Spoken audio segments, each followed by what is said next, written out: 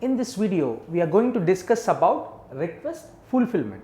So what is a request fulfillment? In a single liner, we can see a request for fulfillment is provide a quick response to standard service request. That means providing a quick response to standard service request, which might be change of mouse, installing a software, or procurement of a hardware like a mouse, etc. What are the main objectives in request fulfillment?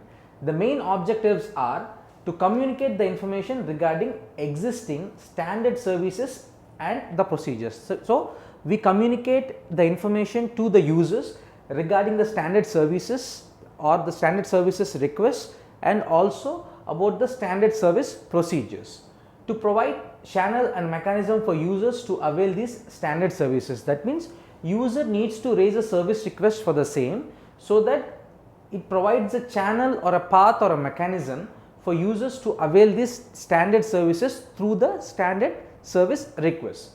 To provide the standard services to users may need to work in background as well. For example, if you take a service request is raised for procurement of a hardware like mouse of standard services, then they provide the information of the standard services to the user.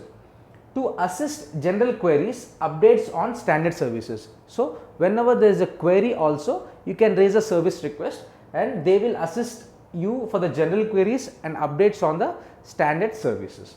Note, you can see here request fulfillment takes or seeks guidance from the change management team also. So change management team will play a key role here when they want any information or guidance for the request fulfillment. What are the key concepts in request fulfillment?